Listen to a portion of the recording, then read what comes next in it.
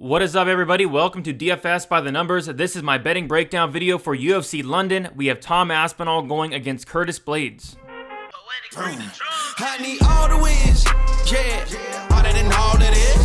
You better move, you might get knocked out. Knocked out. You better move, you might get knocked out. Knocked out. You better move, you might get knocked out. Knocked out. And we are back for another betting breakdown video. This week breaking down a phenomenal 14-fight card, UFC London. This is a card that I've had circled literally as soon as it came out. I mean, this card is stacked from top to bottom. I cannot wait from it, not only from a fan perspective, but from a betting perspective as well.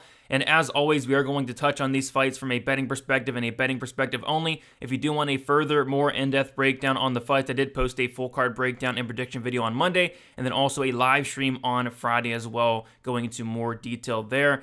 Other than that, yeah, looking forward to this card. This is going to actually be the most amount staked I've had on event since like last year. I think it was like UFC 268. But yeah, tons of bets. I think I have like 15 bets, so maybe going a little bit too hard on this card, but I really do like a lot of the spots and hopefully make some money this week. So lots to talk about, a lot of action on this card, and I say we get into it. Before we do so, leave a like, subscribe, all the good stuff. Do appreciate all the likes. They do go a long way. But I say we start now with the first fight of the night. We have Nicholas Dalby going against Claudio Silva. So I do have bets on 11 out of the 14 fights. This is a fight that I do not have a bet on.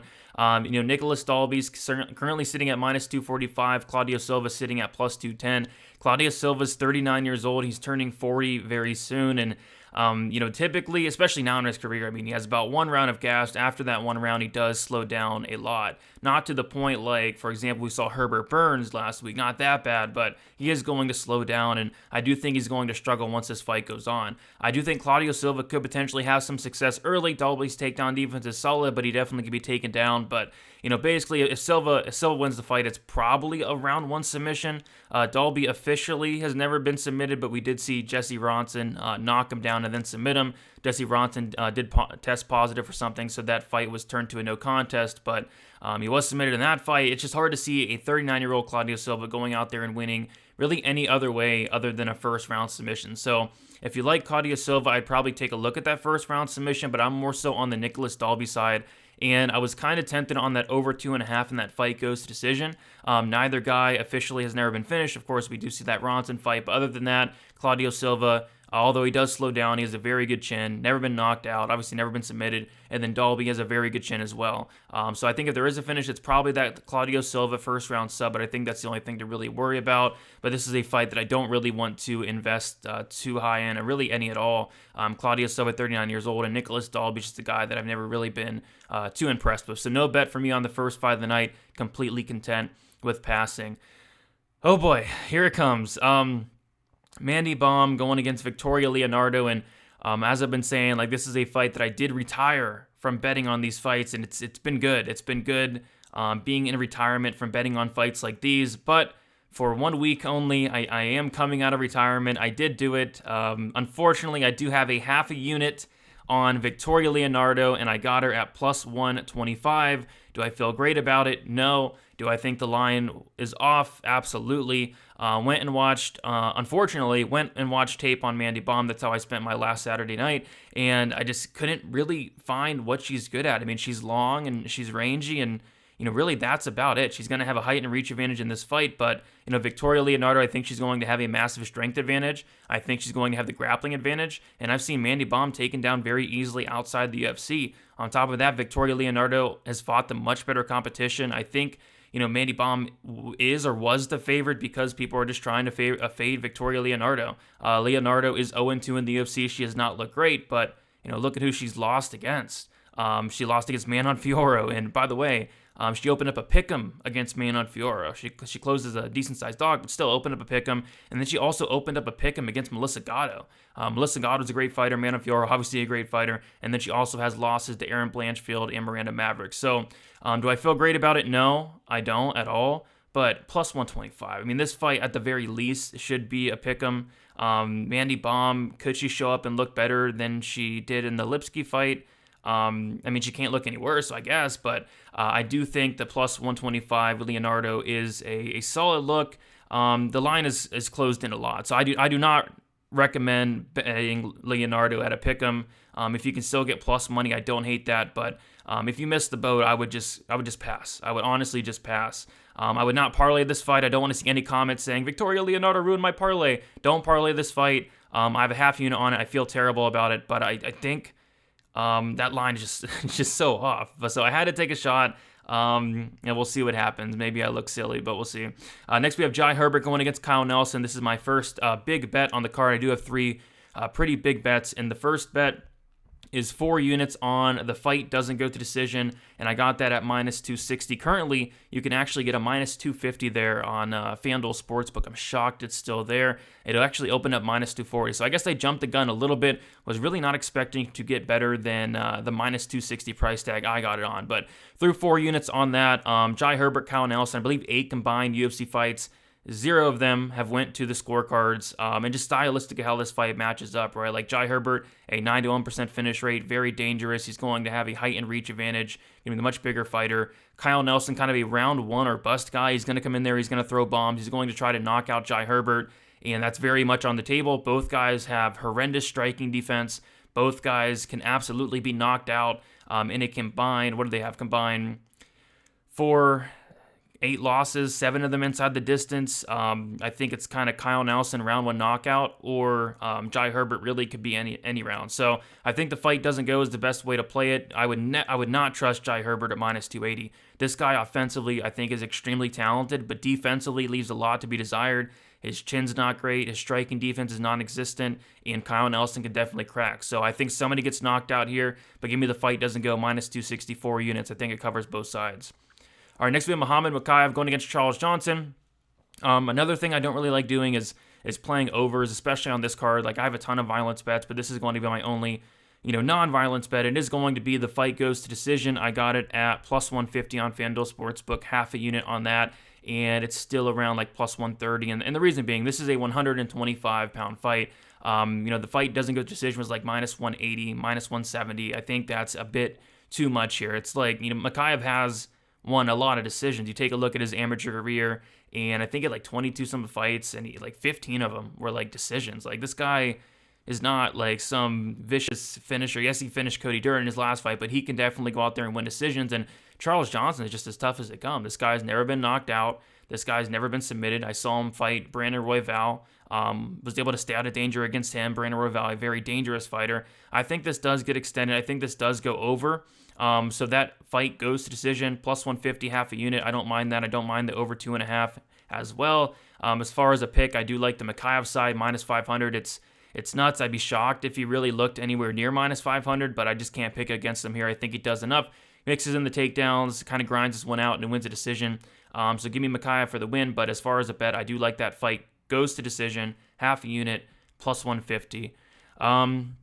Next, we have Jonathan Pearce going against Makwan Amirkhani. I actually have 3 bets on this fight, and there's a ton of ways you can play it. You have, Makwan Amirkhani, who's going to have a lot of opportunities early on. This guy is very dangerous, very talented, just about 5 minutes of cardio, which is a big red flag and concern against a cardio machine in Jonathan Pearce. Jonathan Pearce just never slows down, ever. So that's going to be a big problem here. If you like Makwan Amirkhani, I think there's a couple different ways to play him. You could just take the dog odds there, plus 165. You could take the submission odds at plus 300. I think that's like plus 420 on FanDuel. Or you can take the first round submission there, and that's kind of the route I took. I took Makwan Amirkhani to win by first round submission, quarter unit, plus 800. It's still out around there, even better than they're out there. I see a plus 900, but I think that's his win condition. I think Jonathan Pearce puts himself into a lot of bad spots on the mat. I think this fight is absolutely going to hit the mat. I'd be shocked if it didn't. I'd be completely shocked if this fight did not hit the mat, because if Pearce is going to go for takedowns, if he doesn't, though, Amirkhani can definitely go for takedowns and get them. This fight's going to hit the mat in the first round. Amirkhani is going to have opportunities. I've seen Pearce get submitted twice, and I've seen him almost get submitted like 20 times. So Makwan will definitely have his chances there. So a quarter unit on Makwan to win by first round submission at plus 800. And then I have the under 2.5 rounds, minus 105. It was minus 110 on DraftKings Sportsbook for a while. Got hit a little bit. It's still around like minus 130 or minus 140. I still think that's a good look. Under 2.5 rounds, I have 1.75 units on it. So Makwan early, Pearce late. Pearce said it himself. I heard an interview with Jonathan Pearce. He said once McCann slows down after the first round, he's going to turn it on. And once he turns it on, the fight's going to be over. He predicted a second round TKO for what it's worth. Of course, you can never really listen to those things, but I agree. I think if McCann does not finish Pearce in the very first round, Pearce is going to turn on in the second, in the third especially, and I think he can get McCann out of there in that second or third round. So I think the under 2.5 is probably the best way to play this fight. I did also put a quarter unit on Jonathan Pearce to win in round 3 at plus 900, and that's just to cover that extra 2.5 minutes because I do think those potentially could come in play. So McCann round 1 sub, quarter unit plus 800, under 2.5, 1.75 units, minus 105. And then the Jonathan Pearce round 3, quarter unit, plus 900. Those are the ways I'm playing this fight. I think it does finish one way or another, though. All right, next we have Nathaniel Wood going against Charles Rosa.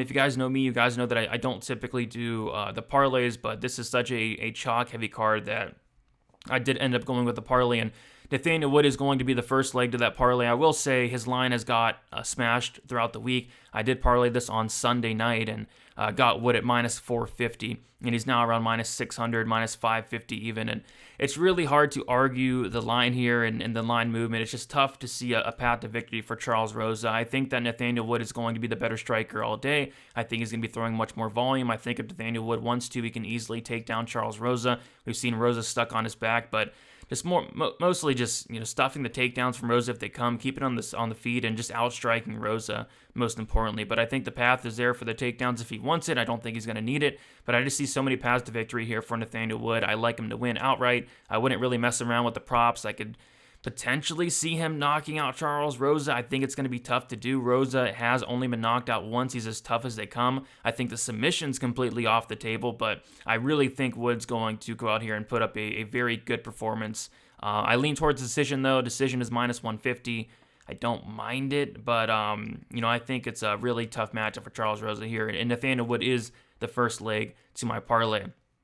And luckily, we don't have to wait long to find that second leg. We have Mark Diakiese will be the second leg of my parlay, and I got him on Sunday night at minus 305, so he's currently around minus 400, and can't really disagree with the line movement and can't really disagree where the line's at now, because if he comes out here with the same game plan that he did in his last fight against Silva, he's not only going to look minus 400, he'll probably look minus 1,000.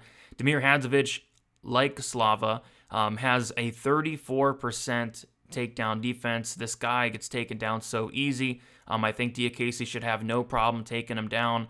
On top of that, Hadzovic does slow down as the fight goes on as well. So as the fight goes on, it's just going to be easier and easier for Diakiese to take down Damir Hadzovic. I think it's such a phenomenal matchup for Diakiese if he does take the path of least resistance, and that is the takedowns.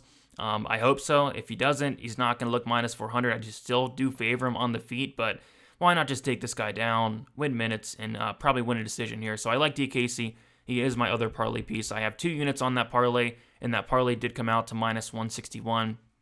But yeah, very popular parlay pieces this week, and as you guys can tell, like a lot of these lines are like crazy this week, and those are 2 that definitely got smashed. All right, next we have the featured prelim. We have Mason Jones going against Leavitt Klein, and I do have a couple bets here. So I put a half a unit on Jones to win inside the distance at plus 110. And then today I was filling out my sheet here with all the odds. I was filling it out. I was looking at the odds, and I saw that they had Mason Jones submission at plus 600. I was like, wow, Mason Jones submission plus 600.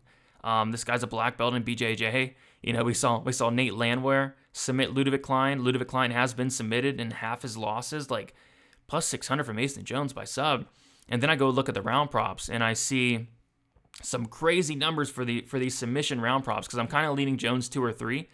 And then I look at DraftKings Sportsbook, and DraftKings Sportsbook has Mason Jones to win by round 2 sub at plus 2,500. And then I look at the round 3, and it's Mason Jones to win by round 3 sub at plus 4,000. And that's literally what I'm predicting. I'm predicting a Mason Jones. I believe I said Mason Jones 3rd round submission. So I got to take a shot at those odds. I think this is going to be a war. I think it's going to be fun. I think they're going to stand and bang. As the fight goes on, we've seen Klein slow down drastically. And if Jones does come in here and use wrestling, use that black belt, that second and round submission is going to be super live. So I like Jones to finish in general, but I think those submission props are very juicy, and I did have to take some shots on that. So I have a quarter unit on Jones to win by submission in round 2, plus 2,500, and then a quarter unit on Mason Jones to win in round 3 by submission at plus 4,000. And then I also have that half unit on Mason Jones to win inside the distance as well. So Mason Jones inside the distance. I think he does finish Klein as the fight goes on. All right, next we have the main card opener. Cannot wait for this one. I'm a big Paul Craig fan. I love his fights. I love betting on his fights. With that said, I do have a bet on Volkan Oezdemir here. I got him at minus 145, 1.5 units. I actually made this bet 2 weeks ago, and to be honest, I know people love Paul Craig. I love Paul Craig. He's one of my favorite fighters. Kind of shocked at how many people are on Paul Craig here. I think it's a very, very tough matchup for him going against Volkan Oezdemir. Volkan Oezdemir, unlike his last couple opponents, he has no desire to grapple. That's not his game. That's never been his game. That never will be his game. He has no desire to follow Paul Craig down to the mat. On the feet, it's going to be Oezdemir all day. He's going to walk forward. He's going to hit Craig, and he's going to hit him very hard. We've seen Craig hurt a million times. We've seen him knocked out 3 times in the UFC, and I guess it just comes down to Volkan making a big mistake here. And that's what most Paul Craig fights come down to, right? They come down to his opponents making a big mistake. Jamal Hill made a big mistake. Krylov made a big mistake, and the list goes so on and so forth. Like, it would shock me if Volkan went in here and made a big mistake and followed Paul Craig to the mat. I think Volkan puts him out here in the very first round. With that said, although I do think Oezdemir should be a much bigger favorite, I think this line's off. I think there's a ton of recency bias baked in. Paul Craig's live in any fight against anybody in the division, anybody. He's beaten like guys like Jamal Hill. He's beaten guys like Ankalaev. Like, he's live against anybody, no matter the matchup. It just comes down to Volkan making a big mistake here. So I like Volkan quite a bit. I do have 1.5 units minus 145. Usually I'm really good at like seeing where the line movement's going to go, but kind of, I guess, misjudged that one because it's still, it's like I saw like minus 143. So lots of people on Craig, lots of people taking the Craig sub. Even I looked at taking the Craig sub, but I mean, my goodness, plus 215. You're laying plus 215 for a Hail Mary submission. I just don't get it. But with all that said, Paul Craig can absolutely win. Like, you can never count him out, but I think it's a tough matchup for him. And then I have my next max bet of the year on this Craig fight. I have the fight doesn't go to decision. I have 5 units on it at minus 260. I taped this one a couple weeks ago, and this line's been out for a while. They had a couple fights, FanDuel, where they had a bunch of lines out for the main card for a while. So I was able to get into this one, and the numbers check out. Paul Craig, a 100% finish rate in both of his wins and his losses. Paul Craig in 22, 23 fights. He's only been to decision once against a 40-year-old Shogun. Other than that, he's a kill or be killed fighter. Like, Paul Craig is the definition of a kill or be killed fighter. Volkan Oezdemir, he's been submitted twice. He's been knocked out twice. Volkan Oezdemir, tons of power, 77% finish rate. So the numbers all check out for me. And then you take a look at the matchup stylistically. We stylistically have a striker with power in Volkan Oezdemir against a grappler who's extremely dangerous in Paul Craig. One of these guys are going to get their way. If Volkan Oezdemir gets his way, it's going to be probably a first-round knockout. He's going to hurt Craig. He's going to hurt him very bad. If Paul Craig gets his way, that means he was able to pull guard. Oezdemir was able to fall him there. If Paul Craig gets his way, Oezdemir knocks him down and falls him down to the mat. I think both guys have paths to finish here, and that is why I did put 5 units on the fight doesn't go to decision at minus 260, and it's still around there, which kind of surprises me. I mean, this is the Paul Craig fight. Paul Craig fights finish, but yeah, that minus 260, I like that quite a bit. If this fight does go to decision, it's going to be Volkan Oezdemir winning it. Craig he doesn't win minutes at all. I mean, he's pulling guard, he's getting knocked out a million times a fight, he's getting knocked down, he's getting hurt a million times. If this goes to decision, it's going to be Volkan Oezdemir winning it, but I'd be fairly surprised if it did go the distance. So give me 5 units, a fight doesn't go, minus 260, and then also 1.5 units on Volkan Oezdemir at minus 145. All right, next we have Molly McCann going against Hannah Goldie. Had a ton of bets in a row there, but yeah, taking this one off. Molly McCann minus 450, just too wide. I think she wins. I can't pick against her to win. She's gonna have the crowd behind her, all that good stuff. I think she can mix in wrestling as well. I was thinking maybe Molly inside the distance. I went to take a look at the odds, and it was like plus 235. No way. Am I taking that? She only has like a 42% finish rate. I think she could finish, but I don't think it's like that likely.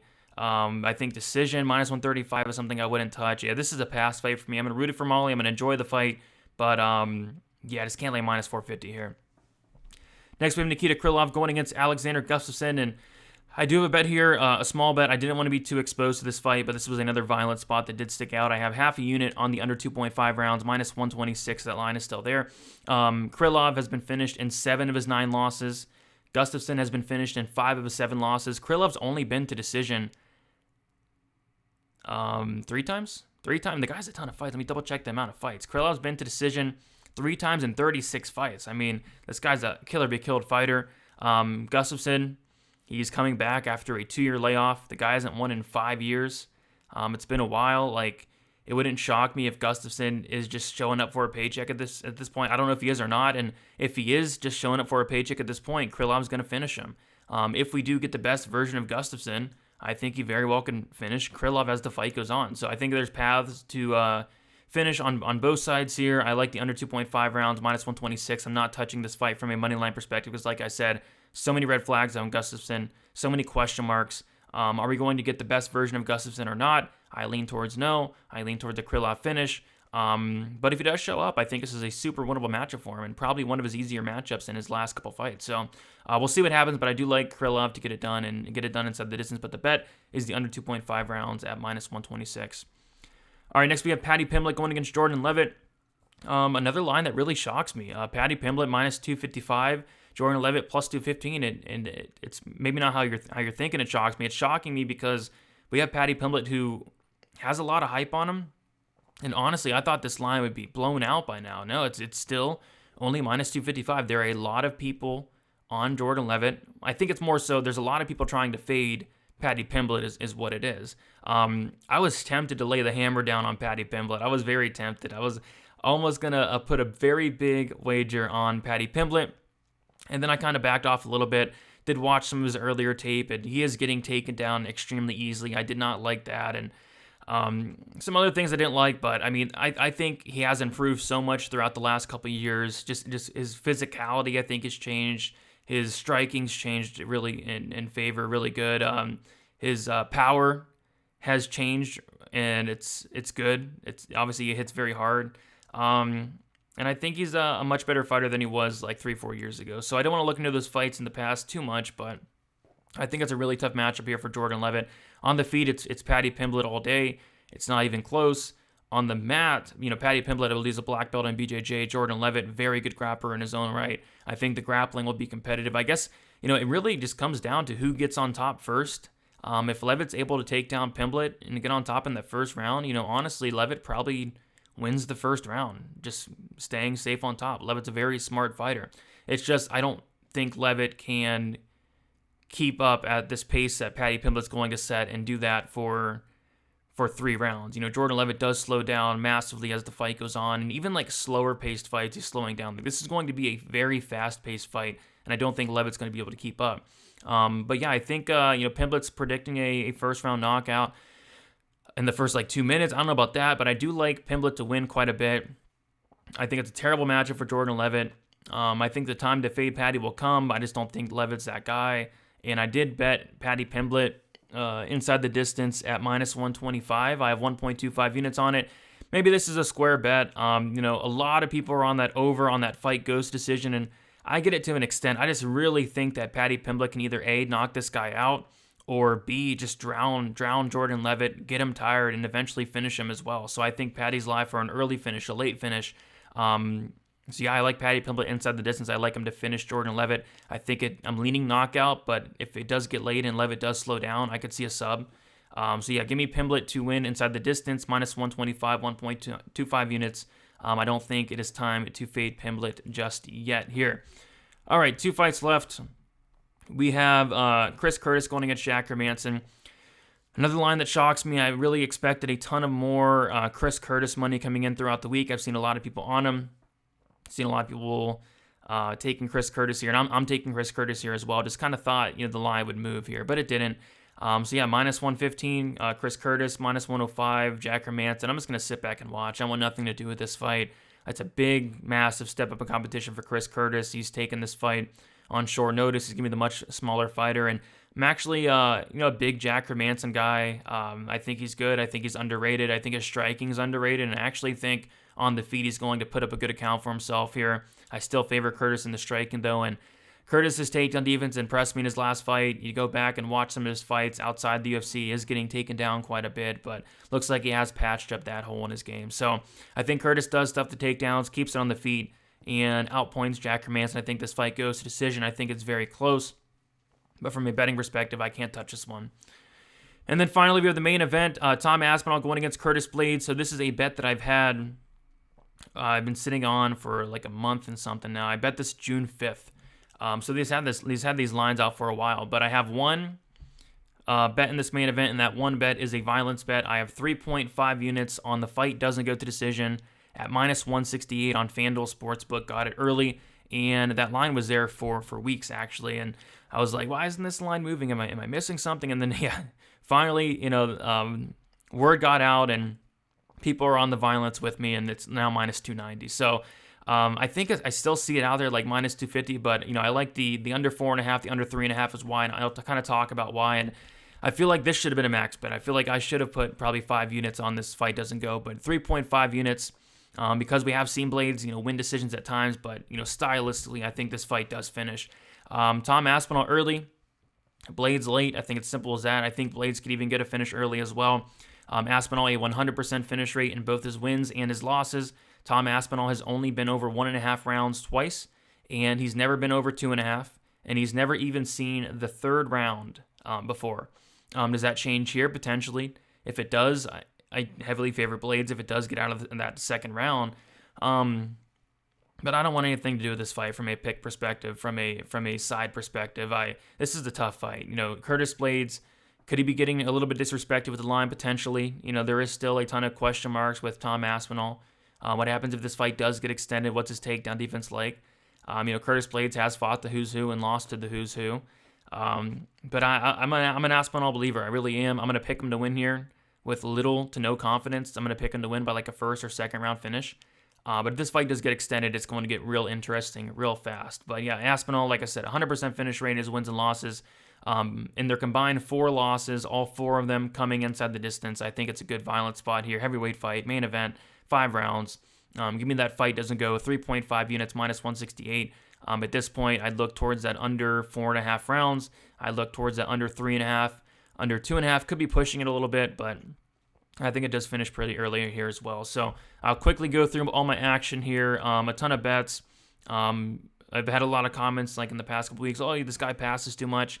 Well, you're going to be pretty happy about this one because I have a ton of action. My second biggest night in terms of units staked since I have been tracking about 3 or so years ago. So straight bets, Volkan Oezdemir, minus 145, 1.5 units. I already hear the boos in the comments. Victoria Leonardo, half unit, plus 125. I'm booing myself on that one.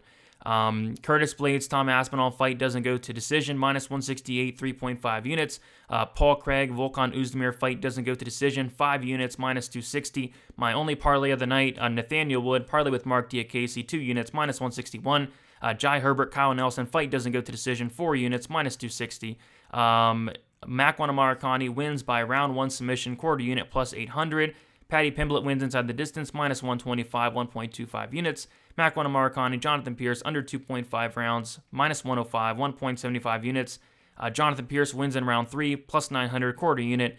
Mokaev, Charles Johnson, fight goes to decision, plus 150, half a unit. Mason Jones wins inside the distance, plus 110, half a unit. Jones wins by submission in round 2, plus 2,500, quarter unit. Jones wins by submission in round 3, plus 4,000, quarter unit. And then finally, Alexander Gustafsson going against Nikita Krylov, under 2.5 rounds, half a unit, plus 1, minus 126. So those are the bets. I think like 15 of them, 7 of them plus money, lots of chalky spots. but chalky spots that I do like. Best of luck for UFC London, guys. Doing a quick best bet live stream sometime tonight. Be sure to check that out. Be sure to like and subscribe so you don't miss out on all the other content. And this kind of feels like a pay-per-view card, but next week we actually do have a pay-per-view. It is UFC 277. I'm already halfway done through that card. So I'm going to be looking at some more spots for that card for next week as well. So leave a like, subscribe, best of luck. Let us win some money for UFC London. See you guys.